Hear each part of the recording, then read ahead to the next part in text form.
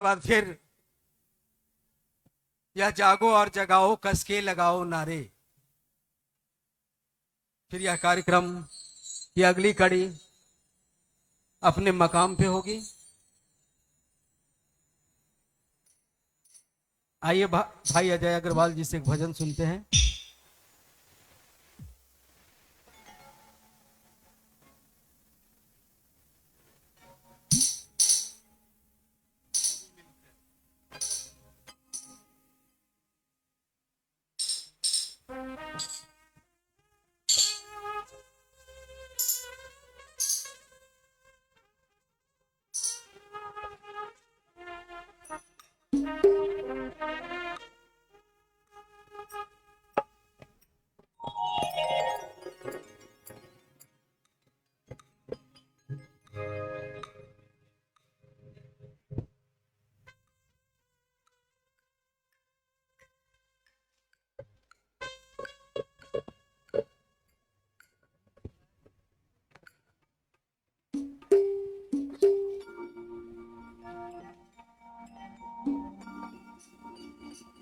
मेरी हर सांस का नमन अपने गुरु शिव के चरणों में, वरेण्य गुरु भ्राता साहब श्री हरिंद्रानंद जी के चरणों में, माँ दीदी नीलम आनंद के चरणों में और अर्चितानंद भैया और बरखा दीदी के चरणों में, उपस्थित सभी भाई बहनों के चरणों में मेरा प्रणाम है। मेरा प्रणाम स्वीकार करें।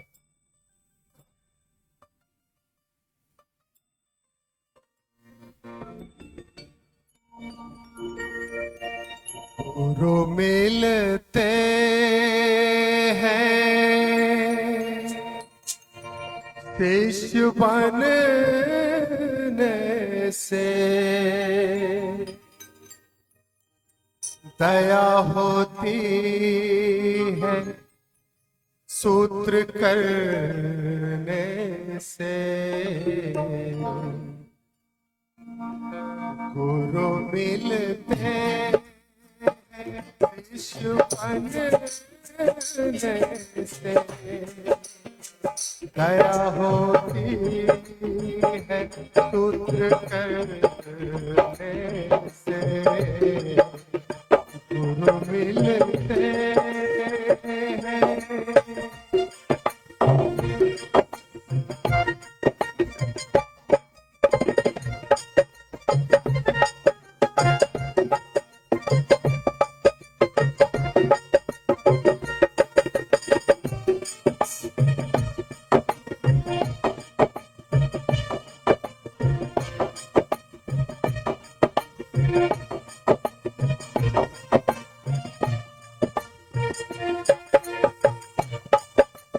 मंदिरों में लाख कोई करे पूजा,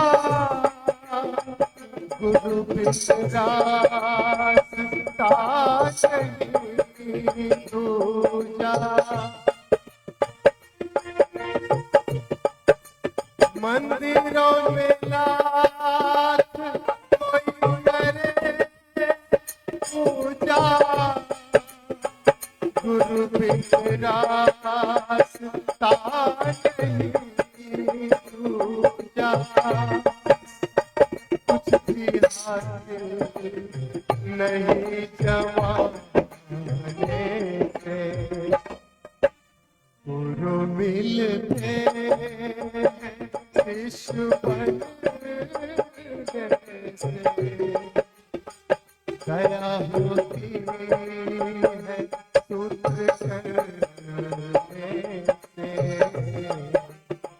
गुरु मिलते हैं।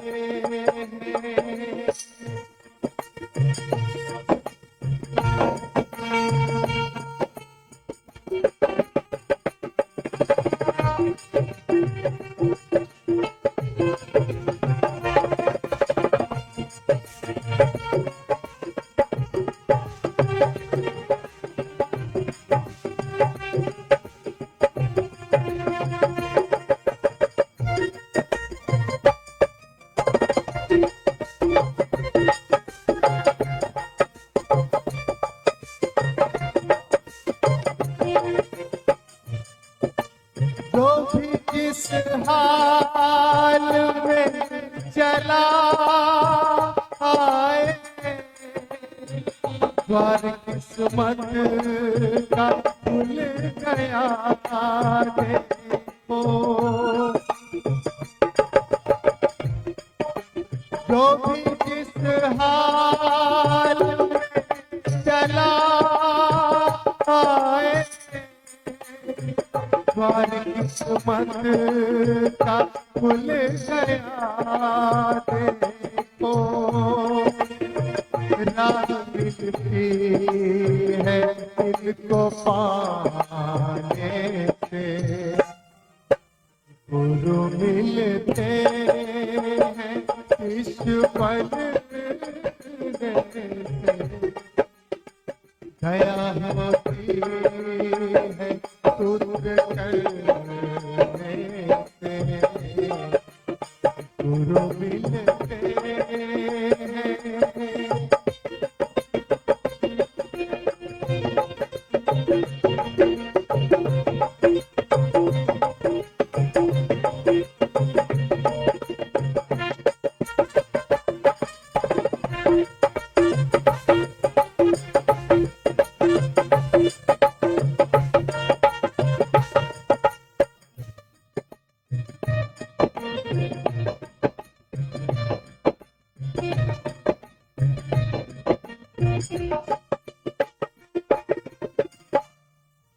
तर्क हो लाख किसी के अंदर,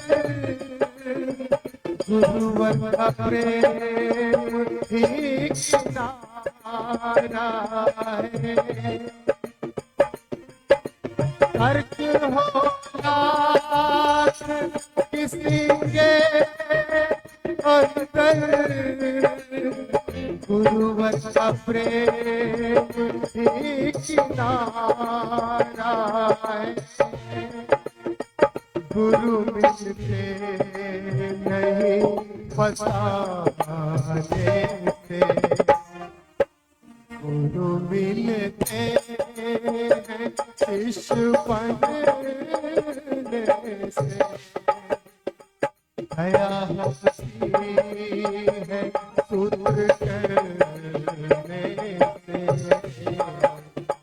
गुरु मिलते हैं।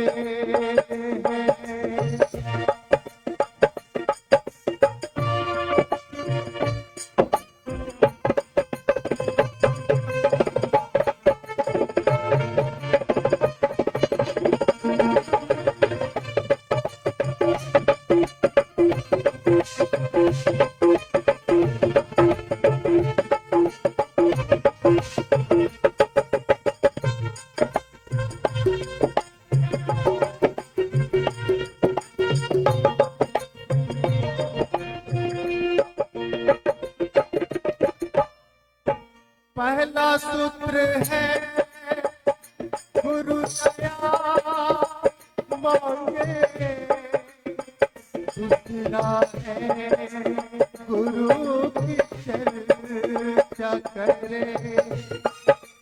पहला सूत्र है गुरु दया मांगे, दूसरा है गुरु की चर्चा करे। तीसरा नमन गुरु को करने से, गुरु मिलते हैं इस बनने से। दया होती है सूत्र करने से, गुरु मिलते हैं इस बनने से। दया होती है सूत्र करने से, गुरु मिलते हैं।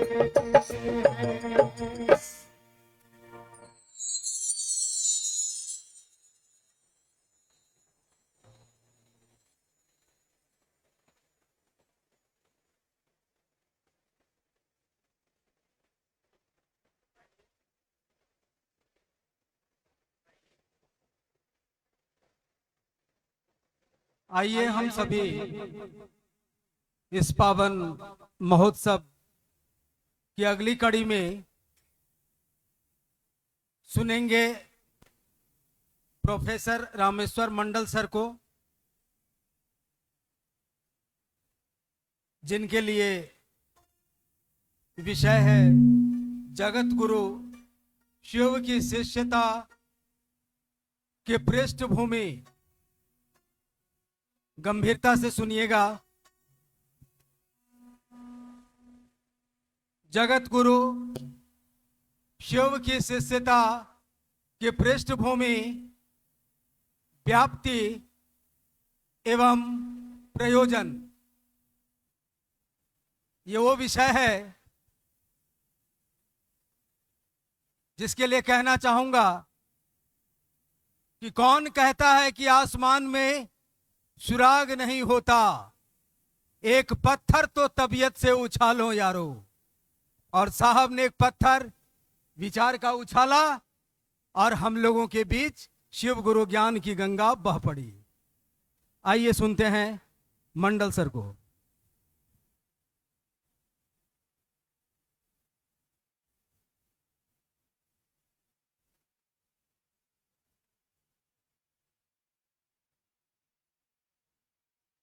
इसमें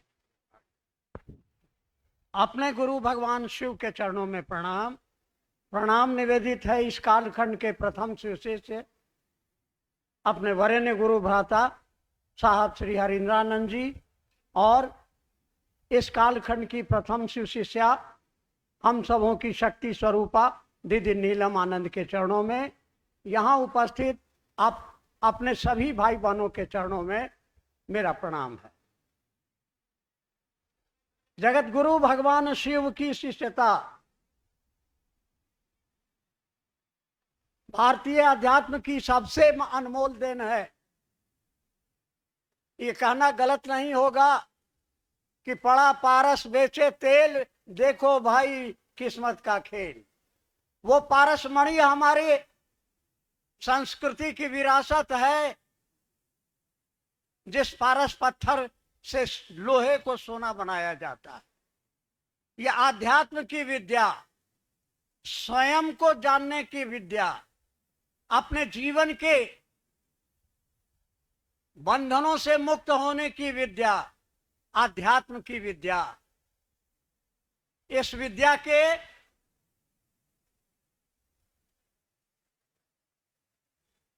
दाता गुरु, और गुरु परंपरा में सबसे पहला नाम आता है भगवान शिव का। हमारे शास्त्रों में पिछले 10,000 वर्षों से कहा गया कि शिव ही आदि गुरु हैं, शिव जगत गुरु हैं, शिव गुरुओं के गुरु हैं। उनके बहुत सारे रूप हैं, लेकिन उनका जो सबसे सुंदर रूप है ज्ञानदाता स्वरूप। उनके विभिन्न स्वरूपों से जुड़ने का, उनसे जुड़कर अपनी लौकिक मनोकामनाओं की पूर्ति के उपाय भी लोगों को मालूम है। लेकिन जगत गुरु भगवान शिव की शिष्यता की अवधारणा केवल किताबों तक रह गई। उनके किसी शिष्य ने या धरती पर किसी ने इस दिशा में प्रयास किया तो इसका श्रेय वरेण्य गुरु भ्राता साहब श्री को जाता है। अपनी शिष्यानुभूति में वो लिखते हैं कि बहुत सारे शरीरी गुरुओं के साथ अपनी जिंदगी के 15 खूबसूरत क्षणों को हमने बर्बाद किया और हताशा और विवशता में शिव को गुरु मान बैठा। और जो उपलब्धि हुई तो वो लिखते हैं कि आध्यात्मिक आह्लाद से मेरे अंदर अंतर प्रेरणा जगाई। मेरे अंदर ये ख्याल आया कि इतने सुंदर गुरु हैं, क्यों नहीं लोगों को इससे जोड़ा जाए। और उन्होंने प्रयास किया। अपने जीवन के 8 वर्षों तक उन्होंने किसी को नहीं बताया कि शिव मेरे गुरु हैं। और बताने का क्रम जो चल पड़ा, नतीजा ये हुआ कि आज 6 करोड़ से ज्यादा लोग इस धरती पर आपको इस बात की गवाही देने के लिए खड़े हैं, जिसमें एक मैं भी हूं, कि शिव को गुरु मानने के पहले मेरा जीवन नरक था। चारों ओर मौत के शायद मंडरा रहे थे, पागल होता या आत्महत्या करता, लेकिन साहब श्री ने मुझको संवाद भेजा कि अगर श्मशान की साधना से कुछ आपको प्राप्त हुआ हो तो बहुत अच्छा, नहीं तो महादेव को गुरु मान के देखें। 58 साल पहले जिस हरिंद्रानंद जी को मैंने कॉलेज में पढ़ाया, जिनके साथ मैंने श्मशान और कब्रिस्तान की साधना की, उन्होंने ही 20 वर्षों के बाद उन्होंने मुझको संवाद भेजा, मैंने शिव को गुरु माना, और आज आपको ये कहने के लिए आया हूं कि सचमुच में साहब श्री हरिंद्रानंद जी ने जो कहा है, उस हरिंद्रानंद जी के प्रति हमारे आपके मन में सबसे पहले तो कृतज्ञता का भाव होना चाहिए।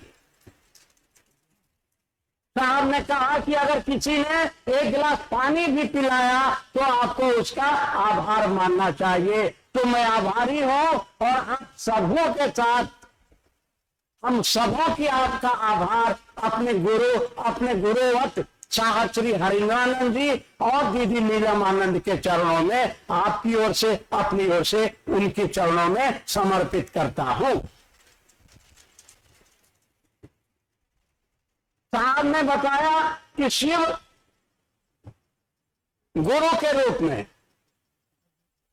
वो मात्र अपनी दया से आपको भोग और मुक्त दे सकते हैं, और इसके लिए आपको अलग से कुछ प्रयास नहीं करना है कि चंदन टीका घंटी बजाओ, भजन गाओ, प्रसादी चढ़ाओ, इसकी जरूरत नहीं है।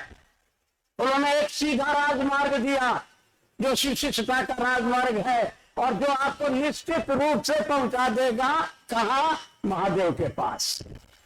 उस महादेव से दया मांगनी है। मनसा वाचा कर्मणा, खाली बोली से नहीं, जो आप बोलिए उसको जीवन में उतारिए, और आपको देखकर लोग शिव को अपना गुरु बनाए, ऐसी चेष्टा कीजिए। उस महादेव से प्रेम कीजिए, क्योंकि वो प्रेम से ही मिलते हैं, और प्रेम कैसे किया जाता है इसके लिए साहब ने 3 सूत्र दे दिया, जो आपको आपने जाना है, सुना है। हमको और आपको क्या करना है? साहब के उस वाणी को याद रखें। गुरु की दया आपको लौकिक पारलौकिक जो कुछ भी चाहिए देगी। कब देगी? नंबर 1, आप शिव को अपना गुरु बनाइए। अपना, आपका बेटा बीमार होता है, अपना बेटा तो रात की नींद उड़ जाती है। पड़ोसी का बेटा मरता है, बीमार पड़ता है, तो वो दर्द नहीं होता है, वो आपके अंदर में परवाह पैदा नहीं होती है। तो साहब ने कहा कि उस महादेव को अपना महादेव बनाओ, दर्द पालो उसके लिए। ये प्रेम का संबंध है, ये समर्पण का संबंध है। दिन को रात कहोगे तो रात कहेंगे, तुमको जो बात अच्छी लगे वही बात करेंगे। तो महादेव ने कहा जाओ दूसरों को शिव का शिष्य बनने के लिए प्रेरित करो। कौन करेगा? हमारे शास्त्री ने कहा पहले स्वयं शिष्य बनो, बताओ लोगों को कि मैंने शिव को अपना गुरु माना है। आप भी मान के देखिए, जांच लीजिए, 11 से 21 दिनों के अंदर आपको परिणाम मिले तो ठोक के बोलिए कि शिव मेरा गुरु है, आपका भी गुरु हो सकता है। जांच लीजिए। साहब ने लिखवा करके दीवारों पर छपवा दिया कि मैंने शिव को माना है। आप भी जांच लीजिए, आपके सारे लौकिक पारलौकिक मनोरथ स्वतः पूर्ण होंगे। कब? जब शिव आपके अपने होंगे, और वह महादेव अपना होता है। एक लोटा पानी चढ़ा के गाल बजा देते हैं, वो खुश हो जाता है। वही महादेव, वही बाबा ज्ञान भी देता है। धन तो उसी का है, जीवन उसका, धरती उसकी, ये पूरा विश्व ब्रह्मांड उसी का है, और वह ज्ञान भी वही देता है। उसी का हम दिया हुआ जीवन जी रहे हैं, उसी का दिया हुआ खा रहे हैं। लेकिन ज्ञान के लिए आपको शिष्य बनना होगा, शिष्य भाव देना होगा, और शिष्य होने का अधिकार इस धरती के एक एक व्यक्ति को है। वो चाहे किसी जात का हो, किसी धर्म का हो।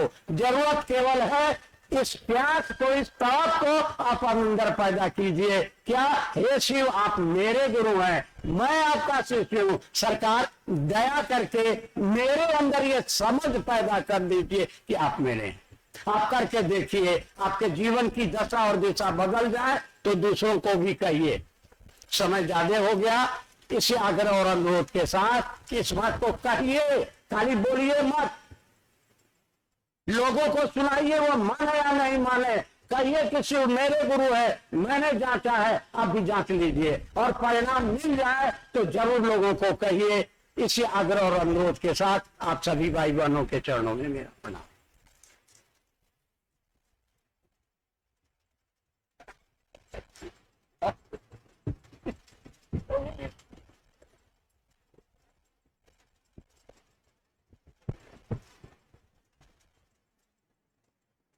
बहुत सारे भाई बहनों ने इस कार्यक्रम में भाग लेकर शिव को अपना गुरु बनाया है। उन्होंने अपना नाम भेजा है शिव गुरु के इस मंच तक। उन तमाम गुरु भाई बहनों के नामों की घोषणा हम शिव के अनंत अंतरिक्ष साम्राज्य को देते हैं। कृपया अनंत अंतरिक्ष साम्राज्य इसे दर्ज करे। जागो जागो महादेव।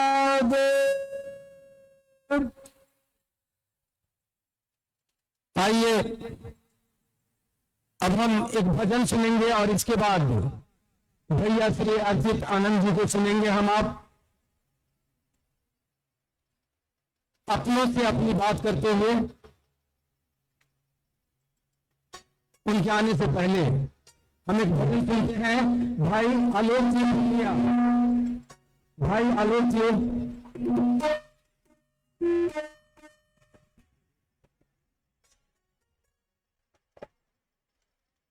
भाई आलोक जी आ रहे हैं हमारे आपके बीच।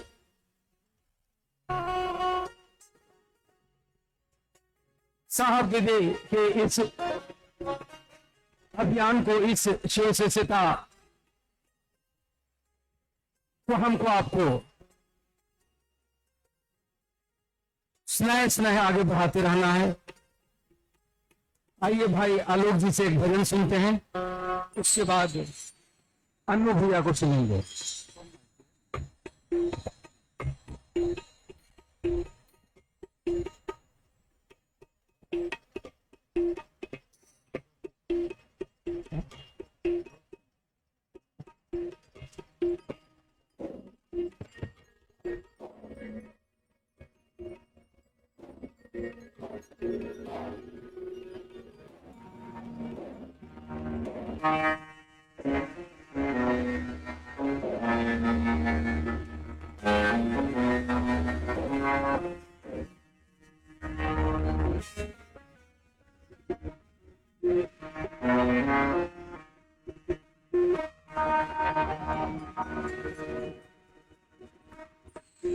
आप सभी को शिव शिष्य आलोक का प्रणाम स्वीकार करेंगे। हमारे बड़े भैया अर्जित आनंद भैया और बरकत दीदी, उनका कटिहार पूर्णिया और आसपास के सभी जिलों की तरफ से हार्दिक अभिनंदन, स्वागत। और सही स्वागत हम और आपके तरफ से तभी हो सकेगा जब उनके द्वारा दिए गए संदेश और वरेण्य गुरुमाता साहब श्री हरिंद्रानंद जी, मां नीलम आनंद जी के अक्षरशः बताए राह पर चलेंगे, उनका अनुपालन करेंगे। अक्सर यह भजन गाता था। बहुत सारी यादें जुड़ी हैं, आज याद आ गई।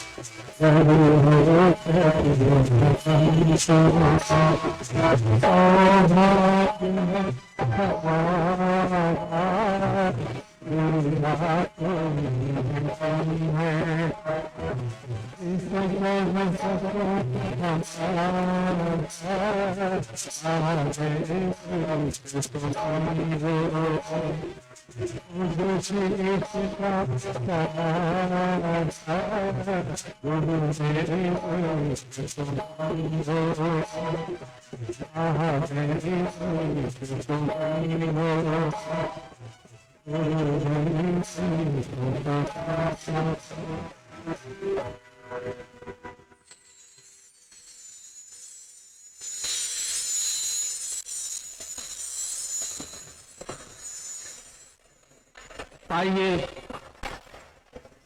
अब हम आप उनको सुनेंगे जिन्होंने अपने जीवन के शेष समय को साहब दीदी के संकल्प में व्यतीत करने का नवीन संकल्प लिया है। भैया श्री हर्षितानंद जी, हम उनसे आग्रह करेंगे वो हमारे बीच आए और अपनी अभिव्यक्ति को अपनों के बीच रखें। उनका विषय ही है अपनों से अपनी बात, अपनों से अपने दिल की बात।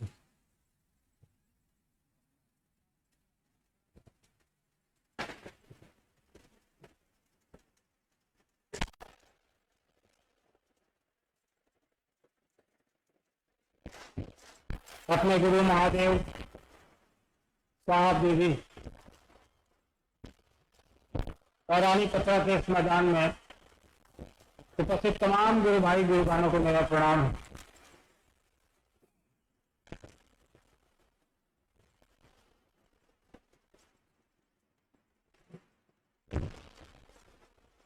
आज काफी वर्षों के बाद इस जिले में आने का सौभाग्य प्राप्त हुआ। आप लोगों ने मौका दिया यहाँ आने का, आपसे मिलने का, आपसे बातें करने का, अपने गुरु की चर्चा कुछ सुनने का और कुछ सुनाने का।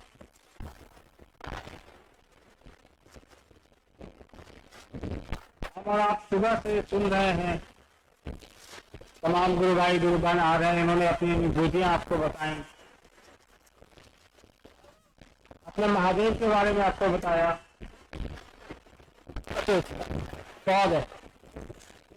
अपने महादेव के बारे में आपको बताया। उसी महादेव के बारे में, इस महादेव की पूजा हजारों साल से हमारे आपके यहाँ होती आई है, जिसका वर्णन किताबों में है, वेदों में है। उसी महादेव की बात हो रही है जो घर घर के बाबा हैं। जैसे चंदा सबके मामा है, महादेव भी घर घर के बाबा है। हर घर में वो पूजित है, हर घर में उनकी पूजा होती। हिंदुस्तान का कोई ऐसा ही घर न हो जहां भगवान शिव की पूजा नहीं होती। आज हम और आप सब यहाँ इकट्ठा हैं। ये महफिल जो सजी है महादेव की, महादेव के गुरु स्वरूप को लेकर सजी। भगवान के रूप में तो हम और आप उनके मंदिरों में जाते रहे हैं, आगे भी जाएंगे, पूजा करते रहे हैं, आगे भी करेंगे। लेकिन शिव के गुरु स्वरूप से जुड़ने का जो मूल उद्देश्य हमारा आपका है, उसकी शुरुआत जिन्होंने की, उनका नाम साहब श्री हरिंद्रानंद जी है। यहाँ उपस्थित तमाम लोग जानते हैं, देश दुनिया के लोग जानते हैं। और ऐसा नहीं है कि साहब श्री ने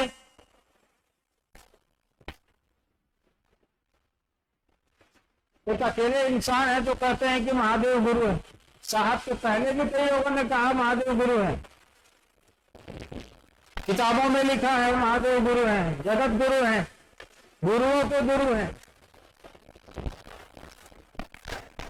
लेकिन हमको आपको किसने बताया कि ये जगत गुरु का काम भी करते हैं और हम और आप भी उनसे जुड़ सकते हैं। इस कालखंड में एकमात्र हो सकते हैं साहब श्री हरिंद्रानंद जी।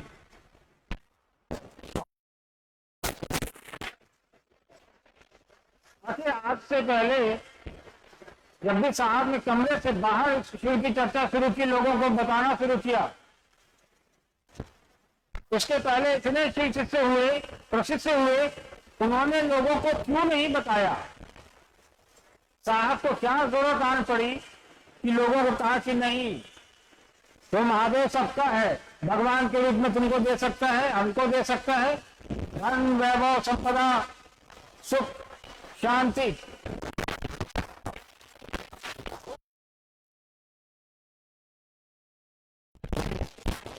लेकिन जब गुरु के रूप में वो ज्ञान भी दे सकता है, तो ज्ञान के की प्राप्ति के लिए हम और आप वहां क्यों नहीं जाएं, वहां क्यों नहीं पहुंचे? साहब ने तो 40 साल श्मशान घाट की यात्रा की, कभी कब्रिस्तान की यात्रा की, कभी तांत्रिकों के साथ रहे, कभी साधकों के साथ रहे, अघोरियों के साथ रहे, शारीरिक गुरुओं के साथ उन्होंने समय बिताया, लेकिन उनको मनोनुकूल चीजें नहीं मिली। जिस चीज से उनको लगे कि जो मैं ढूंढ रहा था वो मुझे मिला। हाँ, चमत्कार उन्होंने अपने जीवन में बहुत सीख लिए, किए भी, लेकिन साहब का उद्देश्य चमत्कार सीखना नहीं था। कालांतर में जब इन चीजों से साहब का मोह भंग हुआ, तो आपको पता है कि साहब के जीवन में 3 सूत्र आए, अनुभूत हुआ, उद्घोषित हुआ उनके विचारों में। और ऐसा नहीं है कि वो 3 सूत्र आने के बाद उन्होंने ये कह दिया कि अब आप लोग भी करो। पहले इसको उन्होंने अपने ऊपर टेस्ट किया, खुद इस्तेमाल किया, उसका परिणाम देखा। क्योंकि पिछले 40 वर्षों में उनको कई जगह धोखे मिले थे, तांत्रिकों के द्वारा, कई गुरुओं के द्वारा, श्मशान घाट में, कब्रिस्तान में। साहब ने कहा कि अब जब तक कि मैं अपने ऊपर इसको टेस्ट नहीं करूंगा, तब तक लोगों तक ये बात नहीं पहुंचाऊंगा। वो भी कई एक वर्षों तक साहब ने नहीं कहा किसी को। जब उनको ये घोषणा हुई, उनको ये कहा गया कि तुम जो करते हो वो कहते नहीं हो। उसके बाद साहब ने कहना शुरू किया लोगों को कि महादेव गुरु का भी काम करते हैं, उनके गुरु स्वरूप से जुड़ने की ये विधा है, आप इस विधा से तुम तक पहुंच सकते हैं, अपना शिष्य भाव उनको प्रेषित कर सकते हैं। साहब ने 3 सूत्र ही बताया ना, कोई चौथा तो बताया नहीं।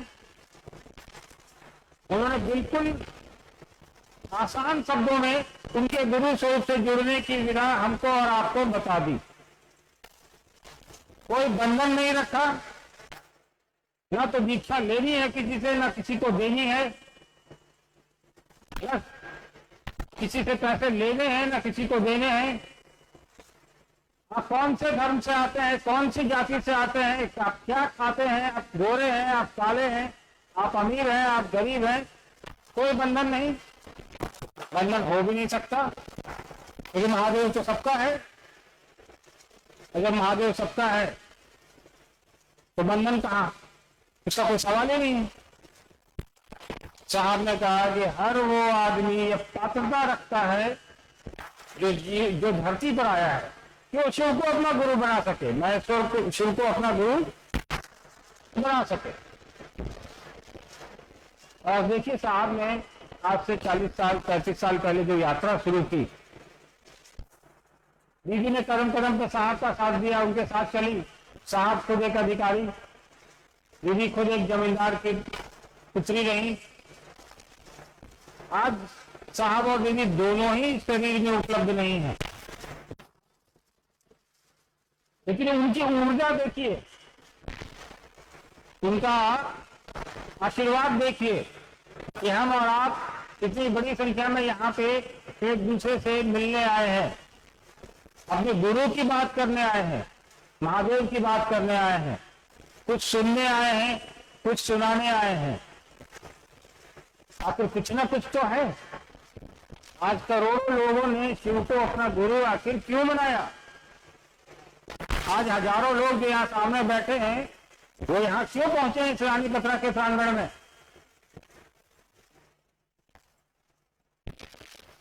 आपको किसी ने फोन करके तो बोला नहीं कि आओ, किसी ने भाड़ा तो दिया नहीं कि आओ।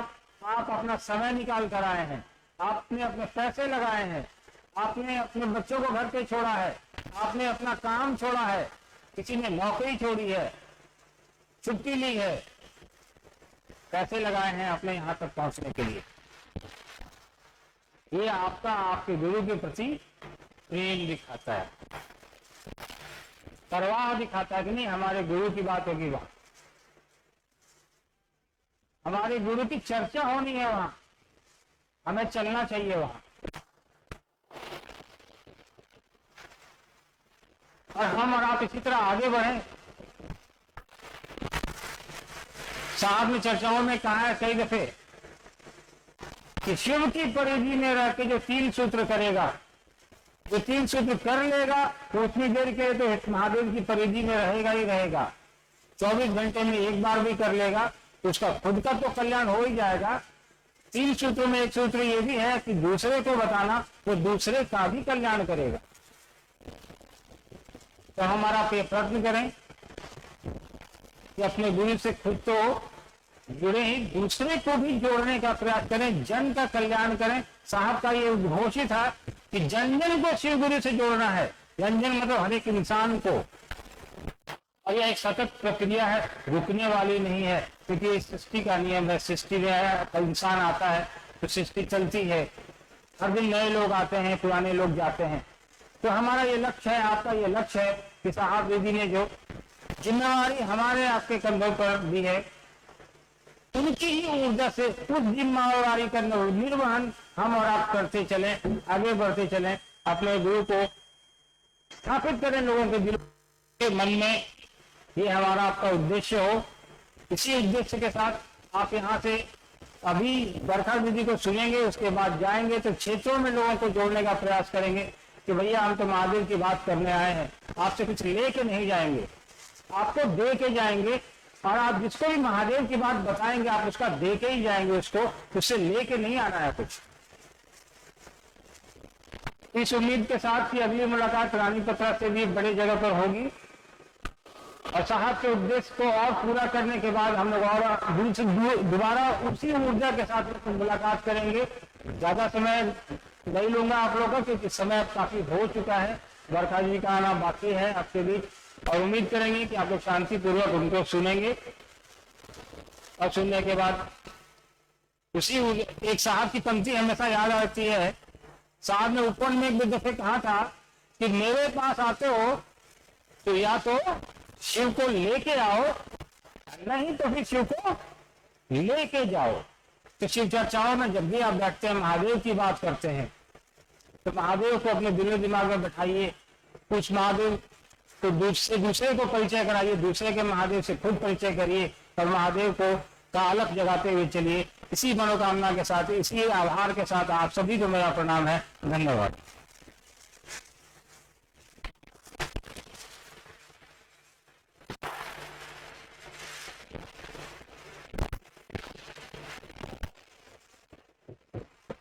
अभी हम लोग भैया श्री अर्चितानंद जी को सुन रहे थे। अब आगे हम लोग दीदी बरखानंद जी को सुनेंगे।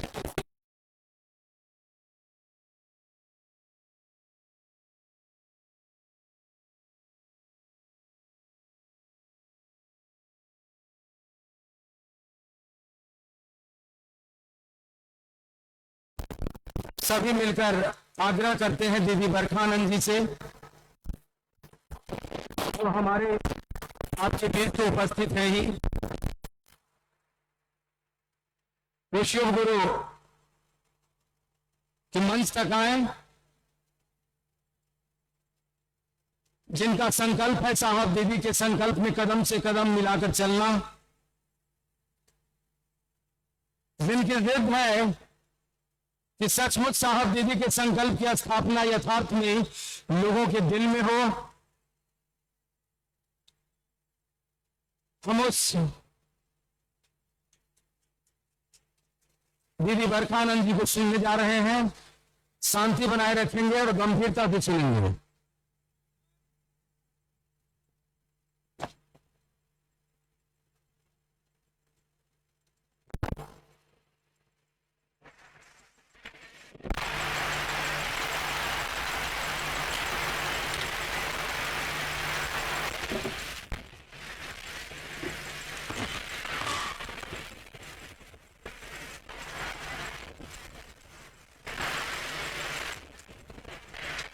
मेरे गुरु महेश्वर शिव को मेरा प्रणाम है। इस कालखंड के प्रथम शिव के शिष्य और हम सबों के परम आदरणीय हमारे वरिष्ठ गुरु भ्राता साहब श्री हरिनानंद जी के चरणों में मेरा प्रणाम है।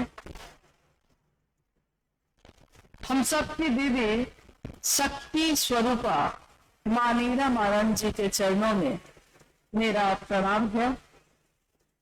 और रानी पत्रा यानी पूर्णिया जिला है ये, लेकिन रानी पत्रा के इस जगह पे उपस्थित आप सभी गुरु भाई गुरु बहन जो पूर्णिया, कटिहार, अररिया या विभिन्न जगहों से आए हैं, आप सभी के चरणों में मेरा प्रणाम।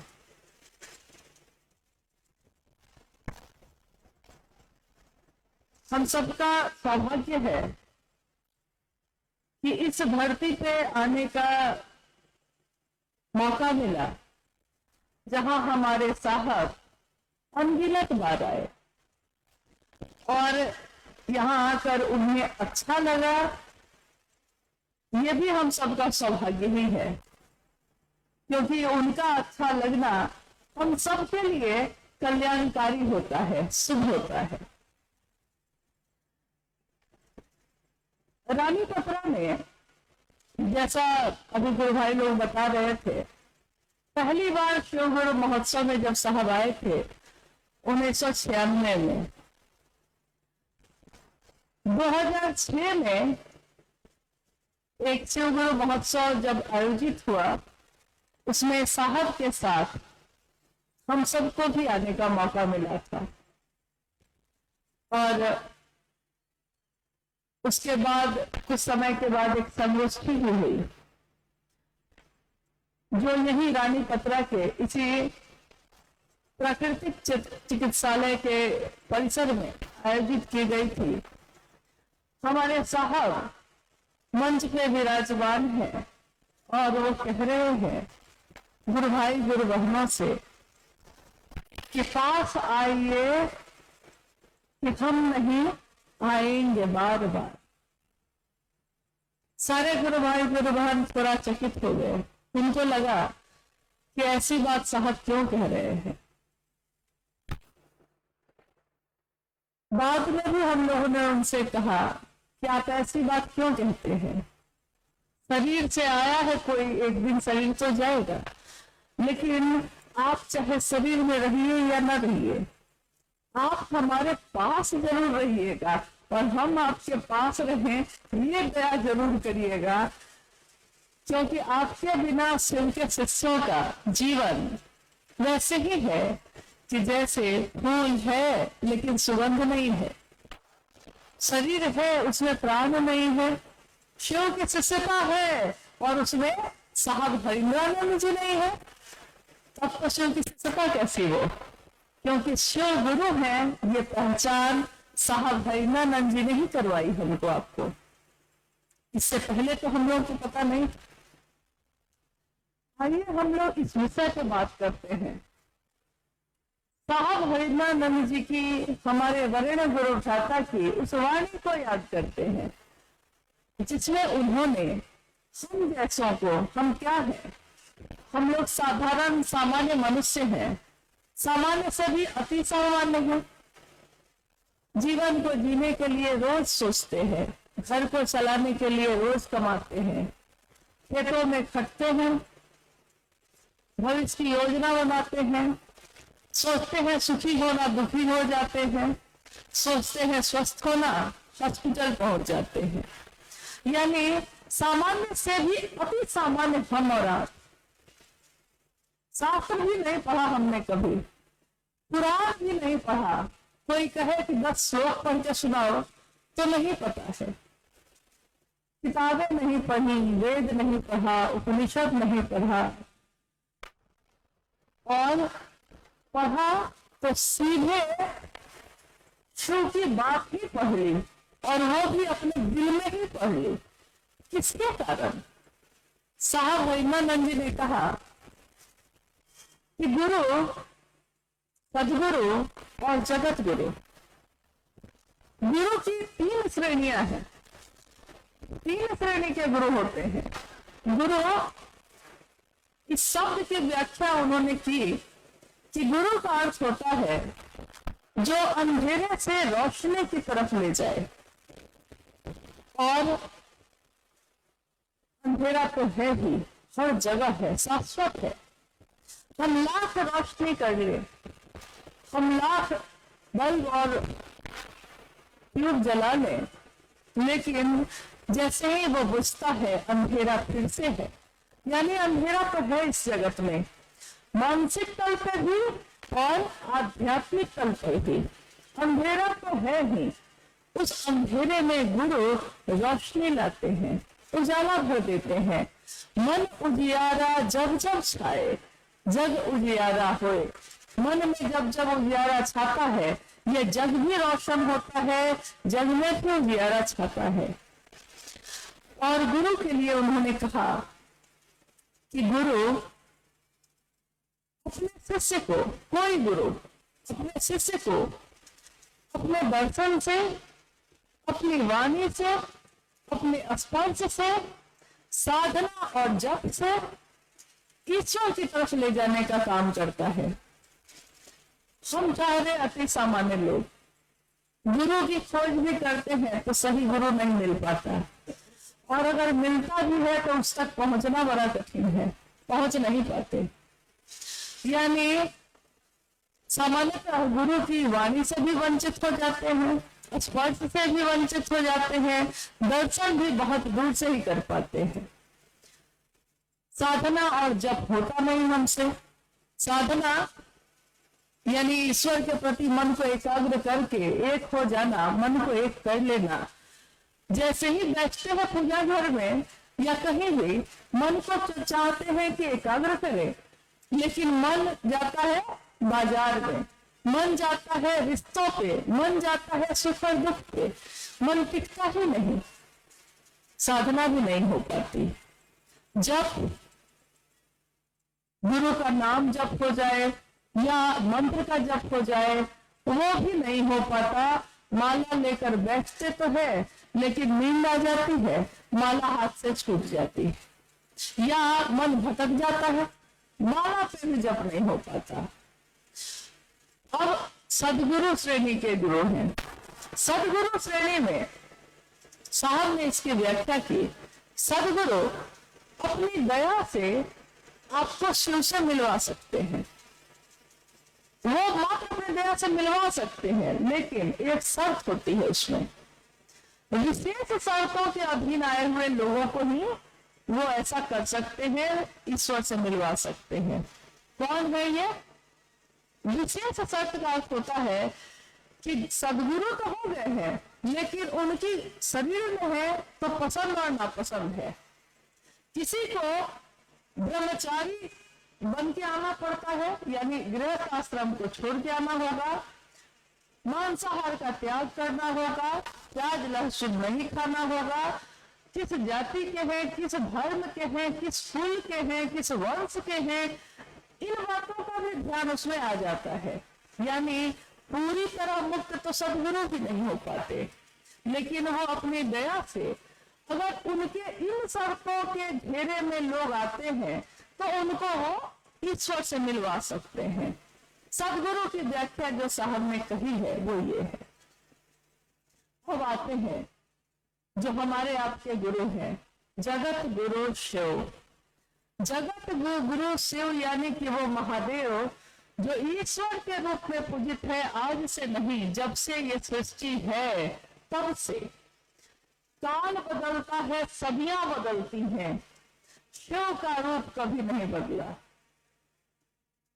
काल बदला, सदियां गुजरी, वक्त बदला, सृष्टि का पल प्रतिपल बदल रहा है, लेकिन शिव की सुंदरता उतनी ही है। शिव उतने ही सत्य हैं, जब उस समय थे वही आज भी है। जगत गुरु के रूप में शिव का शिष्य कैसे बना जा सकता है?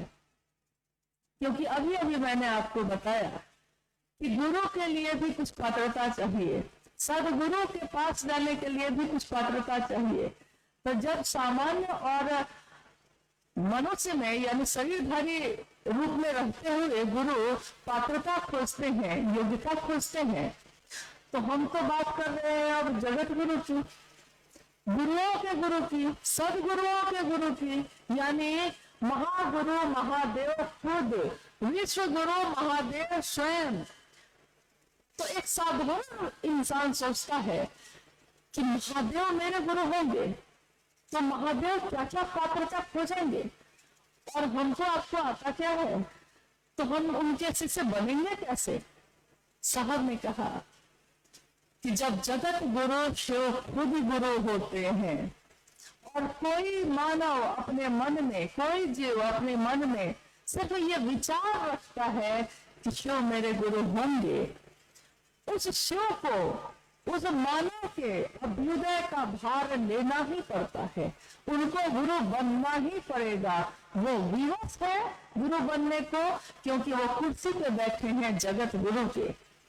तो जैसे ही हम सब उद्घोष करते हैं जगत गुरु शिव, वैसे ही सारी संकीर्णताएं, सारी विशेष परिस्थिति, सारी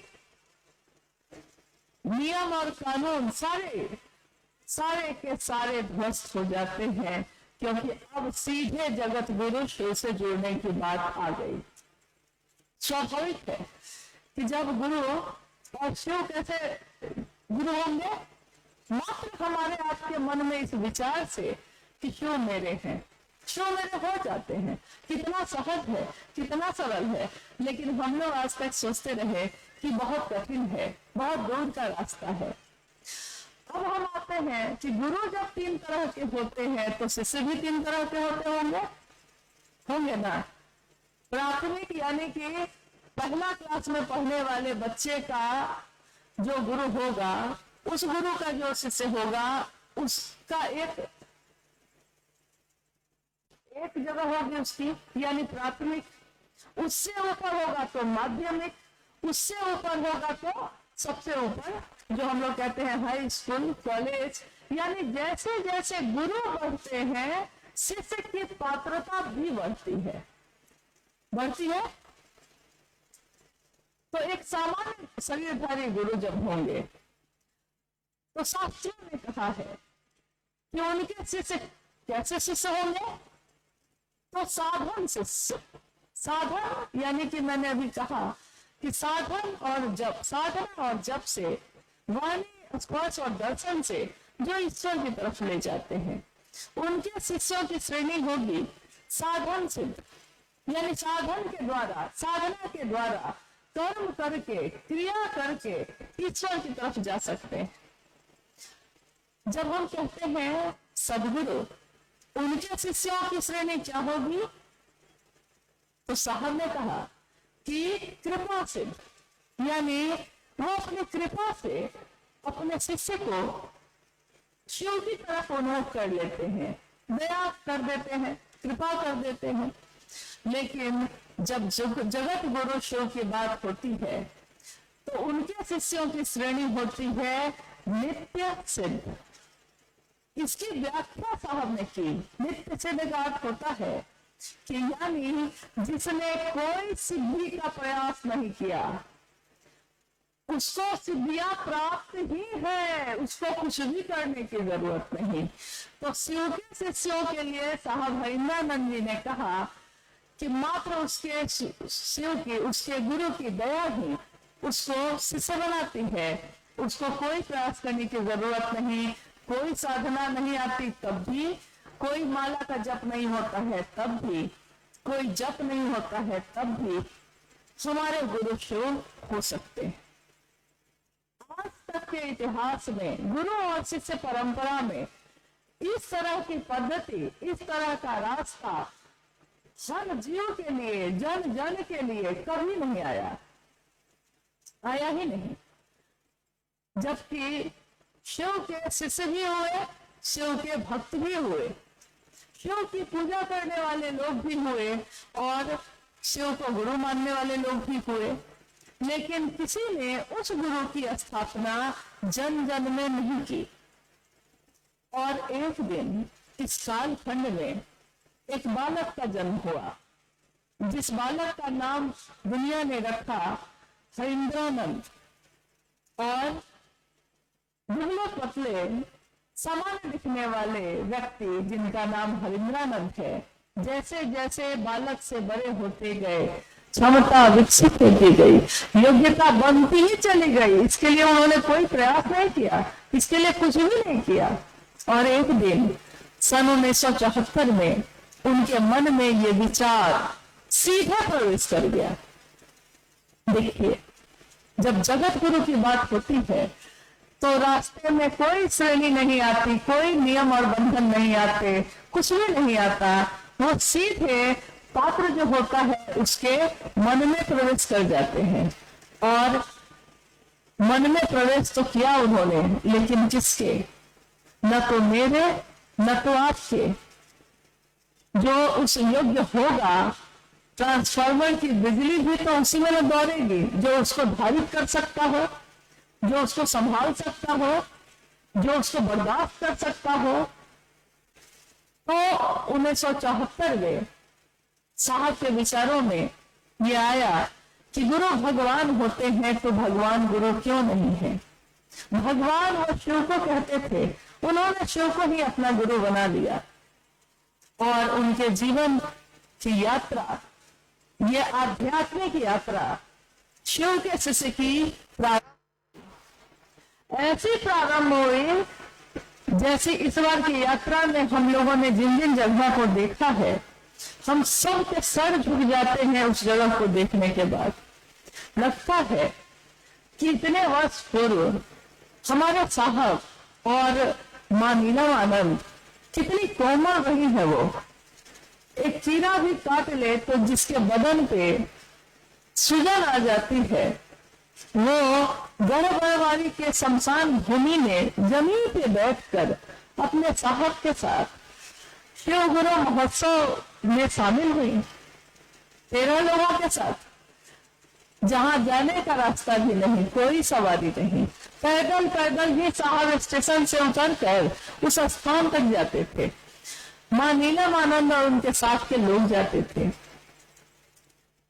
और धीरे धीरे यह शिव की शिष्यता व्यापक होती चली गई, बढ़ती चली गई।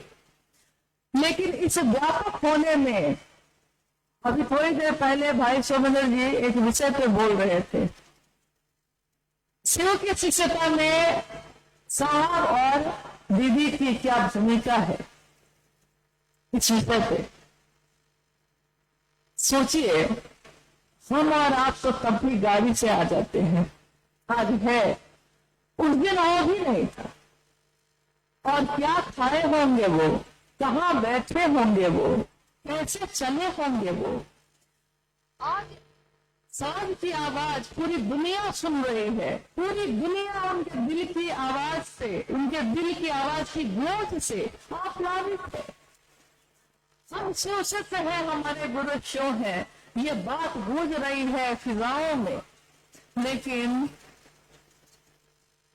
सांझ से जो आवाज निकली उसको सबने सुना। सांझ पे जो बीती है उसको किसने सुना। सांझ से मधुर आवाज निकल सके, इसके लिए उस साज में अपने ऊपर पीड़ा सही है, दुख सहा है, दुनिया की चोटें खाई है और दुनिया को उन्होंने अमृत दिया, शिव की शिष्यता का अमृत बांटा, जो जीवन दे रहा है आज असंख्य लोगों को। धीरे धीरे बिहार के विभिन्न जिलों से शिव शिष्यता व्यापक होते हुई इस पूर्णिया और कटिहार जिले में भी आई। उस समय यहाँ जो गुरु भाई हैं आशीष जी, उनके पिताजी डॉक्टर साहब के बहुत प्रिय रहे और बहुत अनुशासन प्रिय व्यक्ति वो खुद भी रहे। उन्होंने एक अहम भूमिका निभाई। हर व्यक्ति जो उस समय खड़ा था जब साहब के पास कोई नहीं था, आज हम लोग इतने लोग हैं कि कहीं भी बैठते हैं तो भीड़ हो जाती है, लेकिन उस दिन हमारे साहब और दीदी माँ के साथ कोई नहीं था। बस चंद लोगों के साथ उन्होंने ये यात्रा शुरू की। वो कहते हैं साहब कि अकेला ही चला था, लेकिन लोग मिलते गए, कारवां बनता गया। अकेले ही चले थे वो, कुछ लोग मिलते गए, उन सभी के प्रयास से कारवां बनता गया। लेकिन साहब ने हमेशा कहा कि जो व्यक्ति कृतज्ञ होता है वो आध्यात्मिक नहीं हो सकता। किसी ने उस समय आपको पानी पिलाया है, जब आपके पास पानी है तब उस पानी की कोई अहमियत नहीं होती, लेकिन किसी ने उस समय पानी पिलाया है जब मरुस्थल में भटक गए हैं हम, चारों तरफ रेत ही रेत है, बालू ही बालू है और कहीं पानी की एक बूंद भी नहीं है।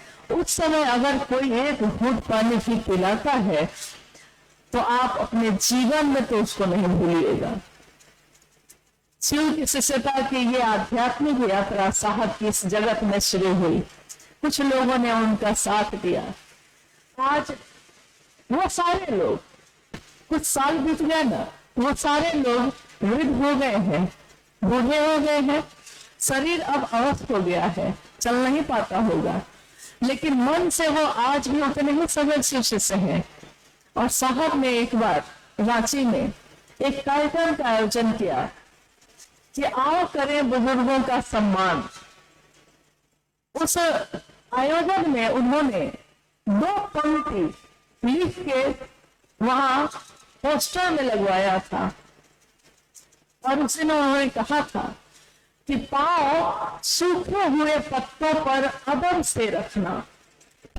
ये सूखे हुए पत्ते जो फैले रहते हैं ना, हम लोग जब चलते हैं उस पे तो रौंद के निकल जाते हैं, सोचते हैं कि सूखे हुए पत्ते ही तो है ये, लेकिन हमारे साहब की दृष्टि देखिए, वो कहते हैं पांव सूखे हुए पत्तों पर अदब से रखना।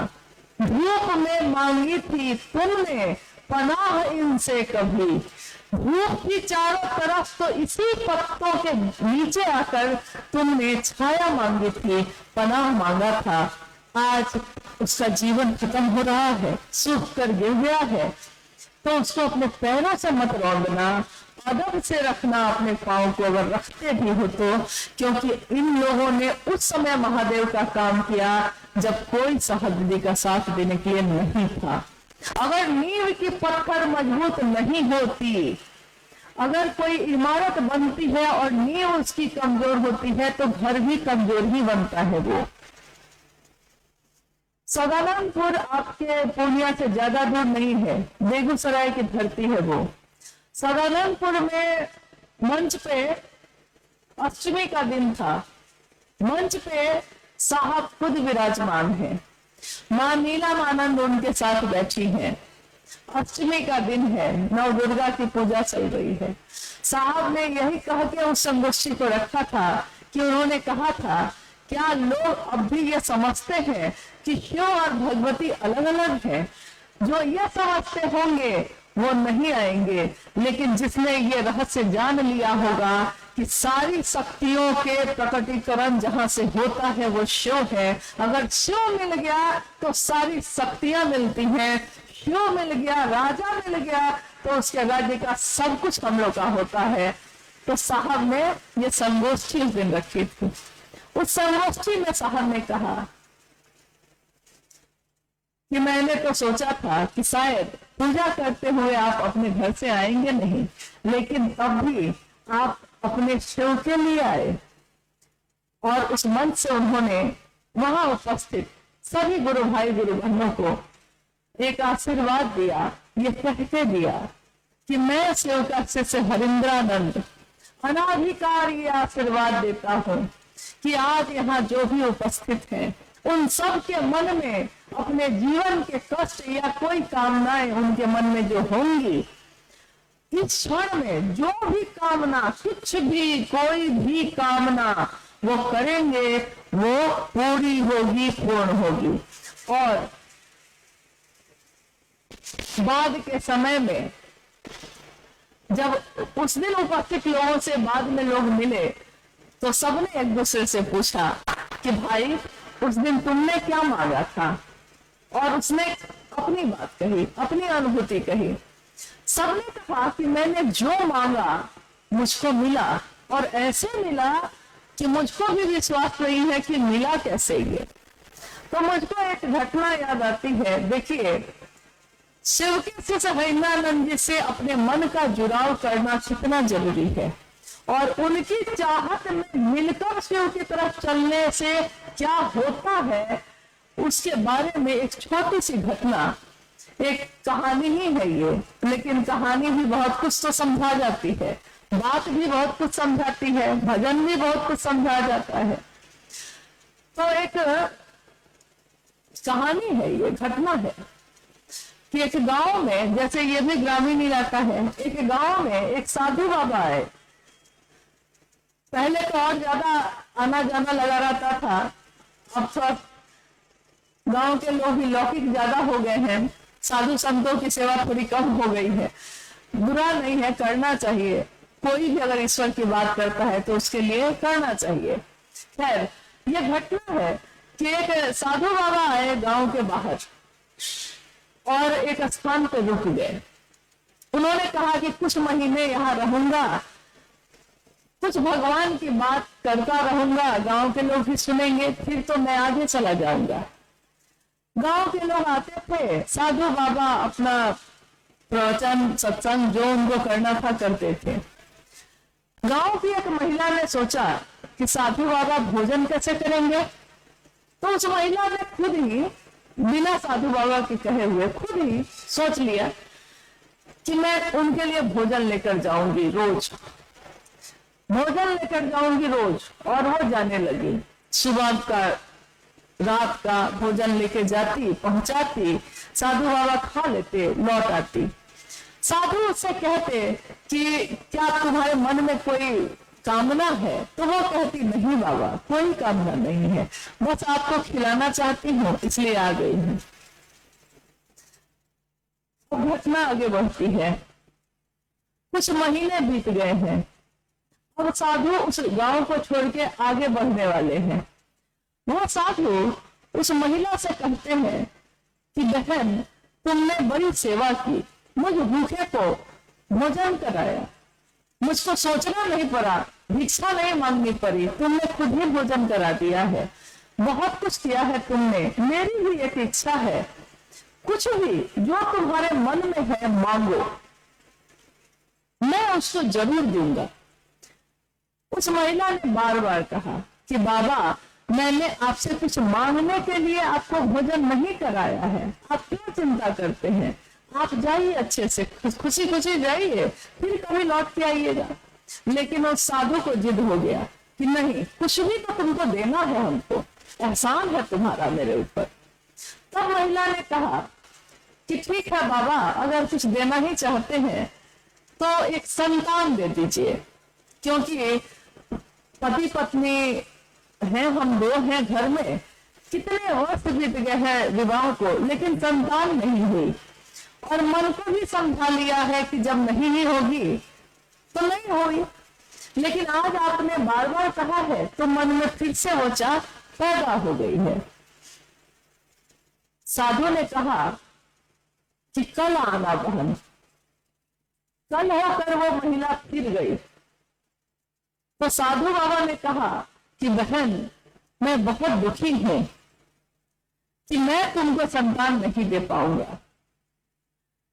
उस महिला ने पूछा, कोई बात नहीं बाबा, आप क्यों दुखी होते हैं, मैं तो मांगना भी नहीं चाहती थी, आप ही बार बार कह रहे थे। साधु ने कहा कि नहीं नहीं, ऐसी बात नहीं है।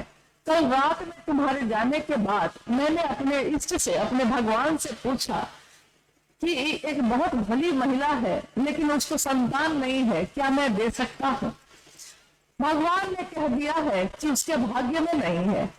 भगवान ने कहा कि उसके भाग्य में नहीं है। तो अब मैं क्या कहूँ, भगवान से बाहर तो मैं नहीं हूं ना। उस महिला ने प्रणाम किया साधु को और कहा कि आप सुखी मन से जाइए, मुझको कोई दुख नहीं है, कोई बात नहीं बाबा। लेकिन उस दिन जो वो भोजन लेकर गई थी और लोटा में पानी लेकर गई थी, साधु ने न तो भोजन किया न तो पानी पिया। उसने कहा, साधु जी ने कहा कि मैं तुमको दे नहीं सका हूं, बहुत दुखी हूं, मुझसे तुम्हारा भोजन आज नहीं हो पाएगा, इसलिए लौटा कर ले जाओ, मैं भी अब आगे जाता हूं। घटना आगे बढ़ती है, साधु चले गए, महिला लौट रही है। इस घटना को साहब ने ही सुनाया था हम लोगों को। महिला लौट रही है, हाथ में उसके रोटी और सब्जी है जो वो साधु के लिए लेकर गई थी, और एक हाथ में लोटा में पानी है। खेत की मेड़ से चलते हुए अपने घर को, गांव को लौट रही है और दुखी मन से है कि साधु दुखी हो गए। नीचे देखते हुए जा रही है, सामने उसको दिखा ही नहीं कि कोई आ रहा है, और सामने से एक अघोरी आ रहा है। अघोरी तो शिव का भक्त अपने मन में मगन है, मगन होकर चला आ रहा है। महिला अपने दुख में डूबी हुई जा रही है, अघोरी अपने शिव में डूबा हुआ आ रहा है, और दोनों टकरा जाते हैं। मेड़ तो पतली होती है खेत की, दोनों टकरा जाते हैं। हाथ की रोटी और सब्जी फेंका जाती है, लोटा भी एक तरफ गिर जाता है, आधा पानी नीचे गिर जाता है, आधा लोटा में है। वो घबरा जाती है और घोड़ी से माफी मांगने लगती है, बोलती है बाबा माफ कर दीजिए, मैं अपने दुख में डूबी जा रही थी। और घोड़ी उसकी बात को सुनता भी नहीं है, उसकी नजर जाती है रोटी पे। वो खुश होकर कहता है, आहा, रोटी है, लाओ लाओ, मैं बहुत दिनों से भूखा हूँ, खा लेता हूँ। रोटी सब्जी खाता है, लोटा को सीधा करता है, पानी भी पी के तृप्त होता है, और उस महिला ने कुछ नहीं कहा है उसको।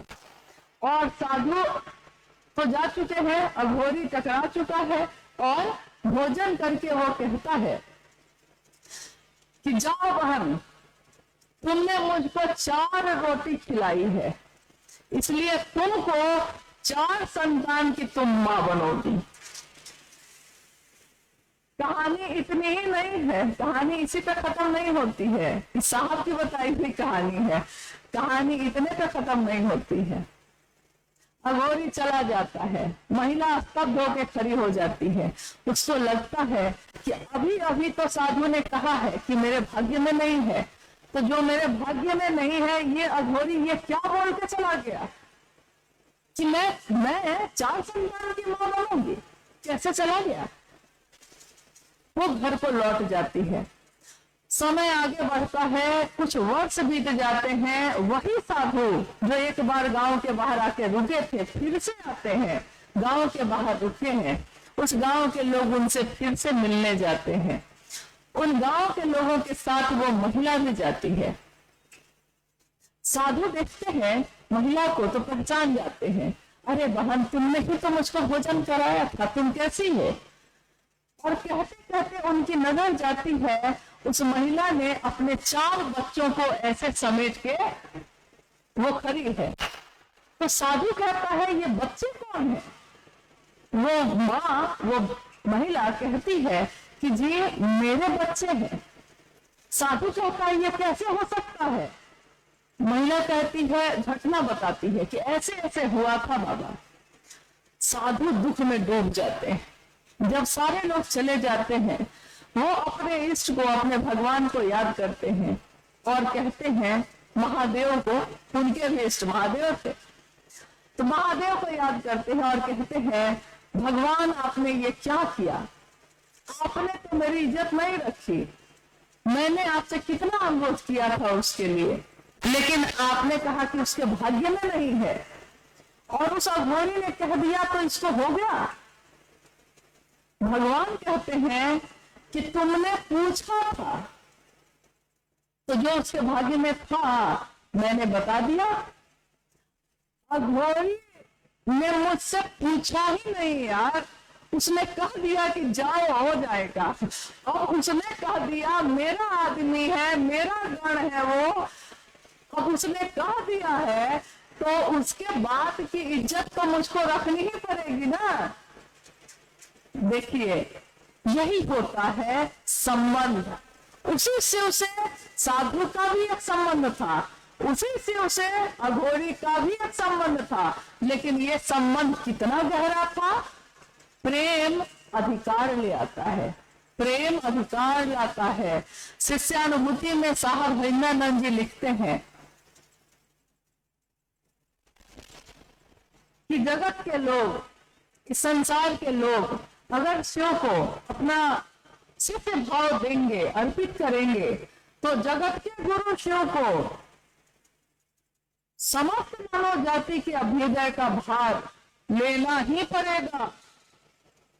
एक बार जब हम लोग इस पंक्ति को पढ़ रहे थे, रांची की घटना है, साहब से हम लोगों ने पूछा कि आपने ये पंक्ति जो लिखी है, इसमें शिष्यानुभूति 1990 के दशक में लिखी गई, तो हम लोगों ने पूछा कि आपने ये पंक्ति जो लिखी है, इसमें आपने ऐसा लिखा है जैसे कि महादेव आपके अनुरूप चलेंगे।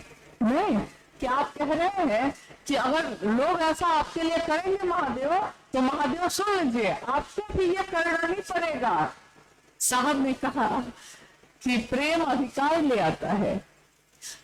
मेरा पोता है, ये मेरी पोती है, लेकिन बाबा पे इसका अधिकार है, तो ये मुझको कह सकता है कि बाबा आपको ये काम करना ही पड़ेगा और मुझको ये काम करना ही पड़ेगा, क्योंकि मैं इस प्रेम से मैं उसके अधीन हो जाता हूँ। तो साहब का रिश्ता उस महादेव से ऐसा है जिसके लिए उन्होंने शिव शिष्यता धरती पे उतारी, जो हम गाते हैं आज कि स्वागत है हे युग पुरुष तुम्हारा, तुमने जमीन पे, इस धरती पे शिव गुरु को उतारा। जिस गुरु की बात हम कह रहे हैं वो अनेक रूपों में पूजित है इस धरती पे। महाकाल है वो, महामृत्युंजय है वो, महायोगेश्वर, महाकपालेश्वर है वो।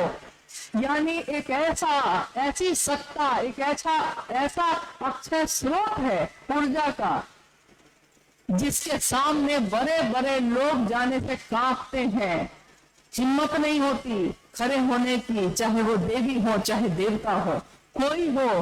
तीनों भूलोक में, तीनों लोकों में कोई ऐसा नहीं है जो शिव के सामने खड़ा भी हो सके। और वो उस ऊर्जा को ये शिव के शिष्य ने किस प्रेम के अधिकार से धरती के लोगों के लिए इतना सीमित किया, इतना नीचे उतारा, इतना नीचे उतारा कि साहब ने कहा कि मैंने जगत के लोगों के कल्याण के लिए, उनके शिव हो जाने के सपने के लिए उस शिव को शिवालय से शौचालय तक उतार दिया है। आज तक ऐसा नहीं हुआ, शिवालय में ही शिव रहे, धरती पे नहीं उतरे दूसरी जगहों पे। शौचालय में तो कोई सोच भी नहीं सकता है, क्योंकि उसका नाम लेके तो लोग सोचते हैं ये तो पाप हो गया। लेकिन शिव से हरिंद्रानंद जी ने वो भी किया, लोगों की चेतना तक वो शिव उतर सके। वही शिव, जगत का गुरु शिव, गुरु के रूप में हमको आपको अपने तरफ आकर्षित करते हैं, आवेशित करते हैं, और धीरे धीरे हमारे मन में अपने ज्ञान को भर के ऐसा स्तर बनाते हैं, ऐसी श्रेणी बनाते हैं कि हम सीधे जगत गुरु शिव से जुड़ सकते हैं। ये आज तक के इतिहास में कभी नहीं हुआ, किसी की हिम्मत नहीं हुई। आपने कभी सुना है, अपने पूर्वजों से भी कभी सुना होगा, या अपने घर के बड़े बुजुर्गों से, किसी ज्ञानी से, किसी विद्वान से सुना है ऐसा कभी कि महामंत्र है ये नमः शिवाय, प्राण मंत्र है शिव का, इस प्राण मंत्र को भी खंडित करने का साहस उनके पास रहा है। ये खंडित कौन कर सकता है? आज तक तो किसी ने नहीं किया। उन्होंने कहा 5 बार भी नमस्कार कर सकते हो तो करना, 11 बार भी कर सकते हो तो करो, सांस पे भी कर सकते हो तो करो। यानी जगत के लोग शिव से जुड़ सके, शिव के पास जा सके, उसके लिए उन्होंने शिव को इतना नीचे उतारा। हम शिव को छूते हैं, हम शिव को महसूस करते हैं, हम शिव की शिष्यता में चलते हैं। हम अपने साहब दीदी को कितना महसूस करते हैं? बोलिए, कहीं भी बैठे हुए क्या वो हमारी याद से जाते हैं? कोई याद से चला जाए तब न उसको बैठ के याद करे। कोई जो पल प्रतिपल शिव के साथ हमारे दिलों में रहते ही हैं, उनको अलग से कब याद करें? वो भूले ही नहीं तो याद कब करें? तो शिव की शिष्यता में मां नीलम आनंद और साहब हरिनानंद जी का स्थान हमेशा सदैव उस आसमां की तरफ है जहां हम सब शिव के शिष्य एक तरह से रहते हैं। आपने देखा है कि आसमान में तारे अलग अलग होते हैं, हर तारे में रोशनी अलग अलग निकलती है, लेकिन वो रहता एक ही आकाश में है। हम भी गुरु भाई गुरु बहन है। हम लोग शिव शिष्यों का एक विशाल परिवार साहब दीदी ने बनाया और गुरु भाई गुरु बहनों को कहा कि तुम अगर मुझसे मिले हो तब भी, नहीं मिले हो तब भी, अगर कहीं भी, यहाँ तक उन्होंने कहा कि राजस्थान के मरुस्थल में भी किसी ने अगर शिव को अभी भी अपना गुरु बनाया है, वो मुझसे मिले या ना मिले, शायद इस जन्म में मिल भी पाएगा कि नहीं मिल पाएगा, लेकिन तब भी उसने शिव को अपना माना है तो मेरे कलेजे का टुकड़ा है। किससे ज्यादा साहब और कितना नजदीक हमको आपको लेके आ सकते हैं? उनके कलेजे के टुकड़े हैं हम लोग। और कलेजे के टुकड़े की बात जब होती है तो आदमी उसको कितना संभाल के रखता है, हर कष्ट से बचाता है ना। हम सबको भी तो अपने लौकिक जीवन के कष्टों से वो बचाते हैं ताकि हम महादेव का काम कर सके। एक बार साहब ने कहा कि आप क्या सोचते हैं कि मैं आप लोगों को बहुत मानता हूँ। जैसे अगर कोई बीमार हो जाए, किसी को सर्दी खांसी हो जाए तो उसके लिए दवा मंगाने लगते थे साहब तुरंत। तो सब समझते थे साहब मुझको ज्यादा मानते हैं। हर व्यक्ति यही कहता था, साहब मैं अगर बीमार हो जाऊं तो बेचैन हो जाते हैं। साहब ने एक दिन कहा कि आप क्या सोचते हैं कि मैं आपको प्रेम करता हूँ? अरे मुझसे ज्यादा स्वार्थी तो इस दुनिया में कहीं कोई नहीं होगा। आप ठीक रहिएगा तब ना महादेव का काम करिएगा, इसके लिए आपकी परवाह करता हूँ, ताकि आप ठीक रहिए तब ना मेरे महादेव का काम होगा। और कितनी परवाह करता हो तो गुरु भाई गुरु बहन चप्पल खोलकर आते हैं, बैठे हुए हैं, साहब से मिल रहे हैं, बारिश होने लगती है बाहर। साहब कहते हैं क्या आपने चमड़े की चप्पल पहनी है, पहन के आए हैं आप? गुरु भाई में से कोई कहता है जी ना हवाई चप्पल है, कोई कहता है प्लास्टिक का है, कोई कहता है चमड़ा का है। साहब कहते हैं जाओ जाओ उठा के हटा लो, खराब हो जाएगा। मुझको अक्सर लगता हमेशा कि ये कैसी बात साहब कह रहे हैं। कितनी परवाह, इतनी परवाह तो कोई अपना जन्म दिया हुआ भी नहीं करता, जो मेरी चप्पल की भी परवाह करता हो, मेरे भोजन की भी करता हो, मेरे जीवन की भी करता हो। इतनी परवाह तो किसी ने आज तक की ही नहीं है जितनी उन्होंने हम सब की। शिव की ऊर्जा से, शिव के भाव से संजात, ये तीनों सूत्रों पे हम लोग अभी बात कर रहे थे, क्योंकि ये शिव गुरु महोत्सव भी, इसका आयोजन भी मात्र इसी उद्देश्य के लिए किया जाता है कि हम मनसा वाचा करुणा, हम स्वयं भी शिव के शिष्य बने और दुनिया के लोगों को भी प्रेरित कर सके कि वो भी शिव की तरफ चल सके। एकमात्र यही कामना होती है किसी भी शिव के शिष्य की, या वो अकेले में किसी से बात करता हो तब भी, लाखों की भीड़ में बात करता हो तब भी, उसकी कामना नहीं बदलती। उसकी कामना यही होती है कि मेरे गुरु शिव की दया बनी रहे, सब शिव शिष्टता में चलते रहे। शिव की ऊर्जा जो आज कण कण में उतरी हुई है शिष्टता के रूप में, उस ऊर्जा से मिलने का विज्ञान है तीनों सूत्र। मन ही मन शिव को पुकारने का, हे शिव आप मेरे गुरु हैं, मैं आपका शिष्य हूं, मुझ शिष्य पर दया करिए। ये मेरे मन को शिव के तरफ आवेशित करता है। बार बार इसकी आवृत्ति मेरे मन में शिव का भाव बढ़ाती चली जाती है। साहब कहते हैं कि विचार में प्रवेश होता है, ये विचार दिमाग में पैदा होता है मन में, लेकिन ये विचार बार बार अगर घूमता रहा तो ये विचार एक दिन हृदय में प्रवेश करता है, दिल में प्रवेश करता है, और दिल में प्रवेश करता है तो हम उसको कहते हैं भाव है। ये भाव भी जब गहरे होते हैं, गहरे होते चले जाते हैं, और ये तब होता है जब हम शिव की बात करते हैं, खूब बात करते हैं, करते ही रहते हैं। जैसे अंदर से कोई बोलता हो, कहते हैं ना कि कोई कहता है कि अरे मैं कहाँ बोलता हूँ, पता नहीं मेरे अंदर से कौन बोलता है, क्योंकि मुझको भी नहीं पता है, किसी जिज्ञासा का उत्तर हम लोगों को पता नहीं होता, लेकिन लगता है जैसे कोई बोल रहा है, और सामने वाले संतुष्ट भी हो जाते हैं। बाद में लगता है कि ये इसकी व्याख्या, इसका उत्तर तो कहीं पढ़ा ही नहीं था हम लोगों ने, हमारे जैसे आदमी को ये उत्तर आया कैसे, हम बोल कैसे पाए, कहाँ से आती है ये बातें, कहाँ से आता है ये उत्तर, दिल से ही तो उतरता है। और दिल में अगर शिव का निवास हो जाए, दिल में अगर शिव का घर हो जाए, तब क्या होता है वो तो आप हम देख ही रहे हैं कि दिल मंदिर बन जाता है अगर शिव उसमें रहते हैं। तीसरे सूत्र में हम नमः शिवाय से प्रणाम करते हैं, महादेव को प्रणाम, शिव का प्राण मंत्र, शिव का शरणाक्षर मंत्र है ये नमः शिवाय, 5 अक्षरों का मंत्र। लेकिन साहब ने कहा कि मंत्र को पकड़ के मत रह जाना भाई, प्रणाम करना जरूरी है, उसके लिए इसका सहारा ले सकते हो। प्रणाम भी तो हमारा मन ही करता है किसी को प्रणाम करना। एक दिन मैंने उनसे पूछा कि आपने जब शिव को गुरु बनाया तब तो तीनों सूत्र नहीं थे, तो आप कहते हैं कि शिव के शिष्यों के लिए तीनों सूत्र जरूरी है ताकि उसका मन शिव की तरफ आवेशित हो, लेकिन आपने जब शिव को गुरु बनाया तो तीनों सूत्र नहीं थे, आपका मन आवेशित हुआ, इतना हुआ जितना तो आज तक किसी का नहीं हुआ बिना तीनों सूत्र के। ये हुआ कैसे?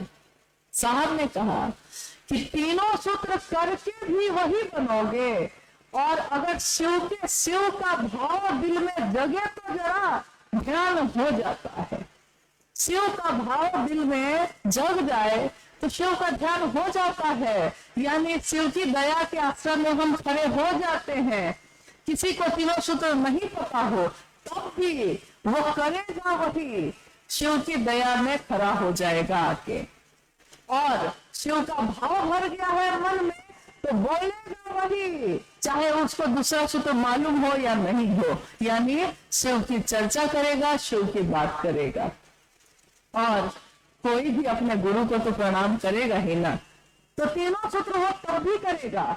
अगर कोई कहता है तब, या अगर किसी ने नहीं बताया है तब भी, अगर शिव को उसने अपना बनाया है तो उसके लक्षण बताएंगे कि यही तीनों सूत्र ही वो कर भी रहा है, चाहे उसने जाना हो या नहीं जाना हो।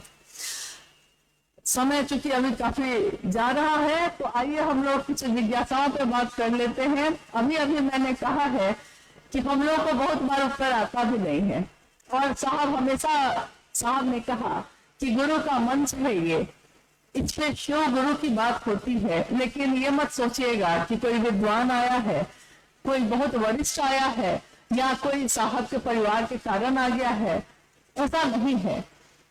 जिसने भी शिव की बात की है, जो भी शिव के रास्ते पे चला है, साहब हरिंद्रानंद जी ने शिव के शिष्य के रूप में उसकी पूरी मदद की है।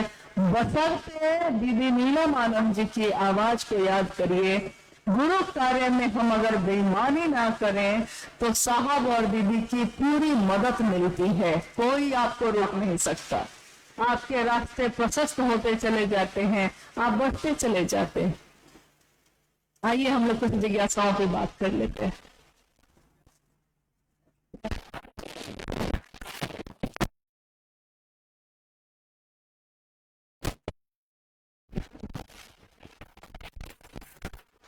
माइक काम नहीं कर रहा है।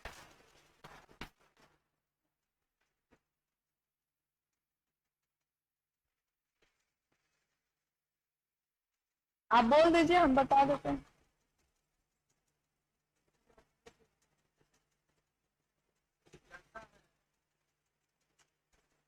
शिव गुरु के प्रति जिज्ञासा है शिव गुरु के प्रति व्यक्ति का शिष्य भाव प्रगाढ़ होकर स्वभाव हो जाए, यह कैसे होगा, कृपया समझाने की कृपा करें। आशा गुरु बहन ने ये जानना चाहा है। फिर से बोलिएगा, फिर से बोलिए। शिव गुरु के प्रति व्यक्ति का शिष्य भाव प्रगाढ़ होकर स्वभाव हो जाए, यह कैसे होगा, कृपया समझाने की कृपा करें। जिज्ञासा आपने सुनी है। शिव को गुरु मानकर हम में से किसी का भी शिष्य भाव इतना गहरा हो जाए, इतना प्रगाढ़ हो जाए कि वो हमारा स्वभाव बन जाए, ये कैसे होगा?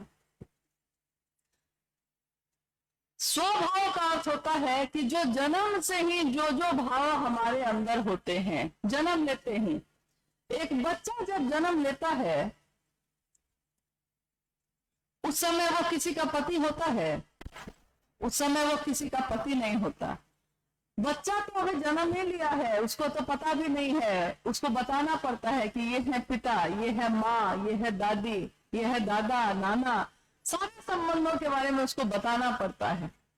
लेकिन पुत्र का भाव उसके मन में जन्म से ही है, तो वो जैसे ही अपने पिता को देखता है, अपनी माँ को देखता है सामने, पुत्र का भाव प्रकट हो जाता है। सामने माता और पिता आए हैं, पुत्र का भाव प्रकट हो गया है। स्वभाव यानी जन्म से उसका है ये। और देखिए उसके जीवन को, किसी बच्चे के जीवन को, जैसे जैसे वो बड़ा होता है वैसे वैसे जिस जिस भाव के संबंध उसके सामने आते हैं उसके अंदर से भी वो भाव प्रकट होने लगता है। भाव था ही, जन्म से ही था, लेकिन प्रकट कब होता है? जब सामने वो संबंध आता है। बच्चा बड़ा हुआ है, लोग कहते हैं कि अब विवाह कर दिया जाए इसका, अमुक लड़की से इसका विवाह तय कर दिया जाता है। अभी उसने लड़की को देखा नहीं है, देखा भी नहीं है, लड़की को मिला भी नहीं है, तस्वीर भी नहीं देखी है, लेकिन सिर्फ पता चला है कि किसी से मेरा विवाह होगा, मैं अब बनूंगा पति और वो बनेगी पत्नी। पति का भाव प्रकट हो गया। था वो जन्म से ही, लेकिन सुसुप्तावस्था में था, सोया हुआ था। जैसे ही पत्नी का भाव आया सामने, पति का भाव प्रकट हो गया। ऐसा ही स्त्री है तो स्त्री के साथ, बेटी है, जैसे ही पति का भाव सामने आया, पत्नी का भाव प्रकट हो गया। और बड़ी होती है जीवन में, और बहुत सारे संबंध आते हैं। जैसे जैसे संबंध आते हैं वैसे वैसे सास ससुर है तो पुत्र वधू का भाव प्रकट हो गया। मतलब जैसा जैसा भाव आ रहा है आपके जीवन में, आता ही चला जा रहा है और आपके अंदर से वो भाव प्रकट होता जा रहा है, लेकिन आपने कभी इस पर ध्यान नहीं दिया है, क्योंकि ये इतने सामान्य ढंग से होता है, इतने सहज ढंग से होता है कि हम लोग को पता ही नहीं चलता, कि हम कभी इसमें सोचते ही नहीं कि ये मेरे अंदर कहाँ छुपा हुआ था ये भाव। और फिर बड़ा होता है, सूचना आती है कि तुम पिता बनने वाले हो, तुम माँ बनने वाली हो, अभी तो बच्चे का चेहरा देखा भी नहीं है, सिर्फ सूचना आई है। लेकिन सूचना आई है, दिमाग सुना है इस बात को, दिल में प्रवेश किया है तुरंत, और माता और पिता का भाव प्रकट हो गया तुरंत। देखिए कितनी तेजी से यह काम हुआ है। तुरंत प्रकट हुआ है। ये माँ बाप का भाव जो मेरे अंदर था, ये कहाँ था? मेरे जन्म से ही था, जन्मजात स्वभाव है ये। लेकिन सामने अगर वो नहीं आता तो ये भाव प्रकट नहीं होता। आया, भाव प्रकट हुआ। साहब ने एक दिन कहा है कि शो मेरे गुरु हैं, तुम्हारे भी हो सकते हैं, तुम्हारे अपने हो सकते हैं, अपने गुरु हो सकते हैं। ये विचार मेरे मन के अंदर घुसता है, मेरे मन में ये विचार प्रवेश करता है। और जैसे ही ये विचार प्रवेश करता है, अगर ये विचार प्रवेश कर गया है अपना समझने का, तो वो दिमाग में रुकता नहीं है, वो तुरंत दिल में प्रवेश करता है। तुरंत, इतना दिन नहीं लगाता है, वो तुरंत प्रवेश करता है और दिल में प्रवेश करता है। यानी कि मेरा है वो, मेरा गुरु, मेरे महादेव, मैं और मेरा महादेव। दुनिया एक तरफ हो भी जाएगी तो क्या होगा, मेरे महादेव तो मेरे साथ रहेंगे ना। ये बल, वैसे ही शिष्य भाव जो जिसके बारे में अभी सुना आपने कि प्रगाढ़ होकर स्वभाव बन जाए, इतनी लंबी प्रक्रिया भी नहीं चल पाती। विचार दिल में प्रवेश करता है तुरंत और भाव भी प्रकट होते हैं तुरंत। यानी गुरु का भाव जैसे ही सामने आया है, शिष्य भाव प्रकट हो गया। था तो हो जन्मजात ही, हम ही लोग तो नहीं पहचान सके, हम ही लोग नहीं जान सके। दिया तो प्रेम का था वो, दिया को भाव से सींचा ही नहीं कभी, तो उसमें पौधा नहीं निकला, उसमें फल और फूल नहीं लगे, सुगंध नहीं फैली। लेकिन शिव के प्रेम का दिया भी जिसने बनाया है, उसका दिया तो जरूर ही रहेगा हमारे दिल में। बनाया उसी ने है तो दिया भी उसी का रहेगा। और हम जैसे ही अपने मन का भाव प्रकट करते हैं, गुरु भाव आया, शिष्य भाव प्रकट हो गया, तो प्रगाढ़ हो गया, स्वभाव बन गया। अभी अभी मैंने कहा कि जिसका ये स्वभाव बन जाएगा वो यही तो करेगा, अपने महादेव से दया मांगेगा। हे सरकार, हे मेरे महादेव, मुझ पे दया कर दीजिए, हमको कुछ आता होता नहीं है, आप मेरे अपने हैं, बस इतना पता है, बस मुझ पे दया कर दीजिए। और शिव की बात करने लगता है वो। अपने बेटे की बात कैसे करता है, अपने परिवार की बात, अपने खेत की बात, अपने पैसे की बात, अपने दुकान की बात कैसे करता है? कोई उससे पूछता नहीं है, वो खुद ही बोलने लगता है। अपना हो जाए तो हृदय खुद ही बोलने लगता है और मुक्त कंठ से बोलता है, हृदय खोल के बोलता है। मन में ये विचार तो ठहर जाए, लेकिन ठहरा रहे, टिका रहे, निरंतर बना रहे, तो ये स्वभाव प्रकट हो जाता है। और कुछ है? हाँ, एक जिज्ञासा है, आओ चले शिव की ओर से। जो कृतज्ञ है वह आध्यात्मिक नहीं हो सकता, जो कृतज्ञ है वह आध्यात्मिक नहीं हो सकता, योग का शिष्य तो कदापि नहीं। मुझको पता है कि आप सबको घर जाना है, लेकिन घर हम लोगों को भी जाना है, एक दिन तो सबको जाना है। इसलिए कम से कम थोड़ी देर के लिए थोड़ा स्थिर बैठिए और कुछ क्षण के बाद, कुछ मिनट के बाद तो ऐसे भी विदा लेने की घड़ी आ ही जाएगी और जाना है ही। अभी आपने सुना कि जो कृतज्ञ होता है वो शिष्य हो ही नहीं सकता, यही ना? कृतज्ञ हो सकता है, वो शिव शिष्य नहीं हो सकता। मुझको याद आया, और आज रानी पत्रा की इस धरती पे हम लोग गुरु भाई गुरु बहन है ना, हम लोग एक दूसरे से जिज्ञासा तो कर सकते हैं कि नहीं? आप कर सकते हैं, हमको भी करना चाहिए। एक बात का आश्चर्य मुझको लगातार हो रहा है, मतलब जब से, कितने सालों से, साहब से भी मैंने ये बात कही थी। एक बात का आश्चर्य मुझको लगातार हुआ। किस बात का? कि जब भी जगत में हम महादेव का काम करने चलते हैं, कृतज्ञता पे बात हुई थी अभी, जो कृतज्ञ होगा वो शिष्य हो ही नहीं सकता। और कृतज्ञ का अर्थ होता है एहसान फरामोश, नमक खा के नमक हरामी करना। कृतज्ञ का सामान्य भाषा में, बोलचाल में हम लोग कहते हैं, देखो नमक खाया था मेरा और मेरा नमक भी भूल गया, नहीं कहते हैं। शिव की शिष्यता हम लोगों ने पाई है साहब हरिंद्रानंद जी से। मां नीलमानंद जी ने उसका पोषण किया, पल्लवित पुष्पित किया। उन दोनों के अगाध प्रेम से शिव शिष्यता की ये बगिया आज महक रही है, सुगंधित है। हम अगर कृतज्ञ होंगे, यानी कृतज्ञ का अर्थ होता है एहसान मानना। आपका बड़ा एहसान है मुझ पे, आपने मेरी उस समय मदद की, आपने मेरा उस समय साथ दिया जब किसी ने नहीं दिया। तो हम कहते हैं कि मेरा मन एहसान मानता है, आपका एहसान मानते हैं आपके, झेलेंगे सब सजाएं।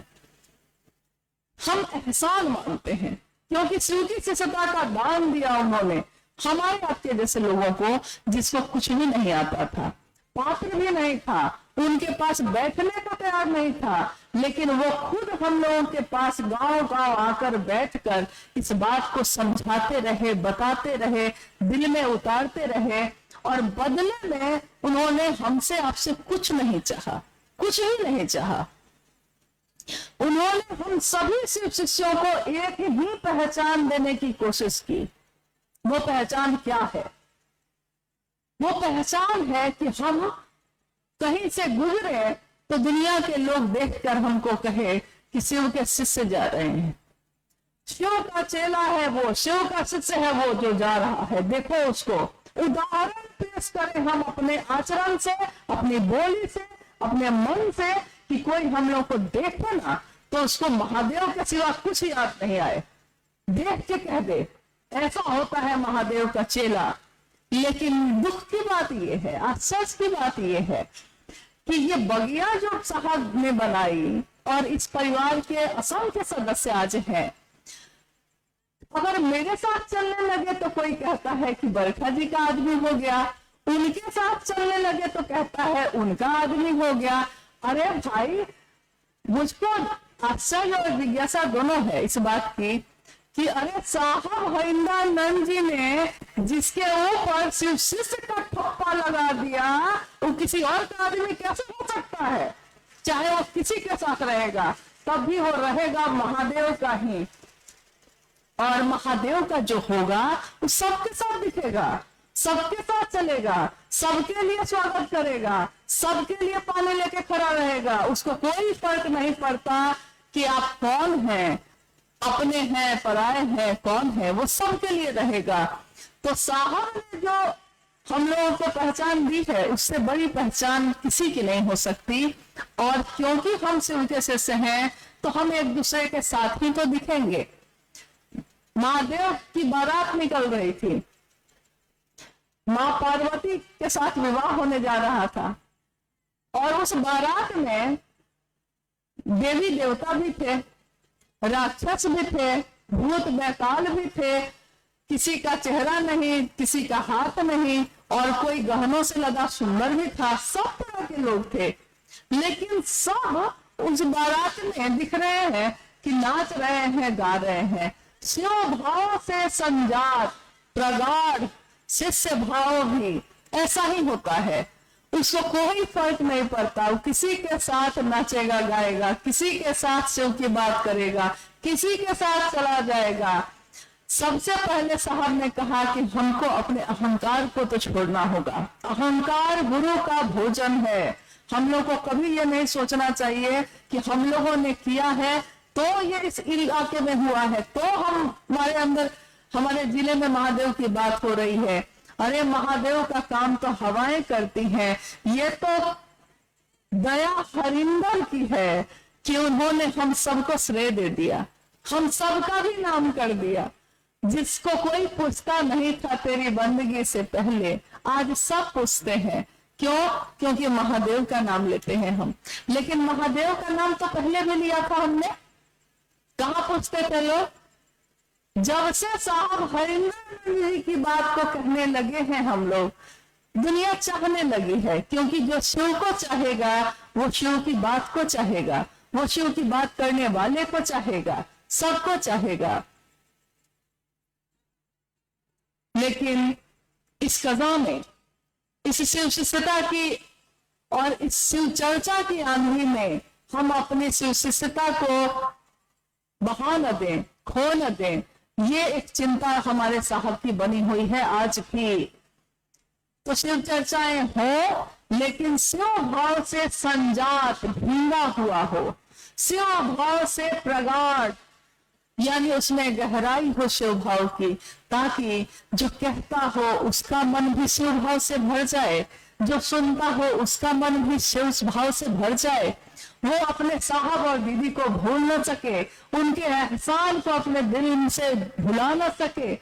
ये जीवन ऐसे ही बीत जाए, हमारे साहब दीदी मिलते रहेंगे, महादेव की तरफ हम लोग को चलाते रहेंगे, और ये रास्ता एक दिन वहां जाके खत्म होगा जहां हमारे महादेव स्वयं बैठे हैं। आइए इस रास्ते के हम सब पथिक बने, इस राजमार्ग पे हम सब चले, एक साथ चले, मन में शिव के नाम का संकल्प लेकर चले, एक दूसरे का हाथ थाम के चले। कल परसों में इसी मैदान में कुछ गुरु बहनें मोबाइल पे लाइव की हुई थी, हम लोग यात्रा में थे, किसी ने दिखाया मुझको कि देखिए तो कितना हंस रहे हैं लोग, कितना खुश है, मैदान में काम चल रहा है, तैयारी चल रही है, सारे गुरु बहन गुरु भाई खिलखिला रहे हैं, हंस रहे हैं। महादेव के काम में जैसे ही हम एक होते हैं, हमारे मन की संकीर्णता खत्म हो जाती है, हम हंसने लगते हैं। साहब ने कहा कि शिव की शिष्यता आपके जीवन में हंसने का कारण है, हंसिए। मैं क्या कहूं आपको कि रोइए? साहब ने कहा कि मैं क्या कहूं कि रोइए, बिछड़िए नहीं। शिव की शिष्यता को हंसाती है, मुस्कुराती है, और दूसरों को भी, अगर किसी को देख के, अनजान आदमी को भी देखकर अगर आप मुस्कुरा दीजिए, क्या होता है बदले में? वो नहीं जानता कि आप उसको देखकर क्यों मुस्कुराए हैं, लेकिन वो भी मुस्कुरा देता है, और बाद में सोचता होगा कि कौन था वो, क्या मैं उसको पहचानता था। देखिए, ये जीवन समंदर है, इस जीवन में जो दीजिएगा वो वापस आएगा। सम्मान दीजिएगा दूसरों को, सम्मान दुगुनी वापस आएगी। प्यार दीजिएगा, प्यार आएगी। साहब ने कहा कि ये जीवन का समंदर है, इसमें चप्पल फेंकिएगा, चप्पल ही वापस मिलेगी। दूसरे के प्रति नफरत रखिएगा, नफरत ही वापस आएगी। शिव को रखिएगा, शिव ही वापस मिलेंगे। शिव को देना है, शिव को लेना है, बस इतनी ही से तो बात है। और क्या कहूं, बहुत ही सुंदर माहौल में शिव की बात इस स्थान पे हो रही है,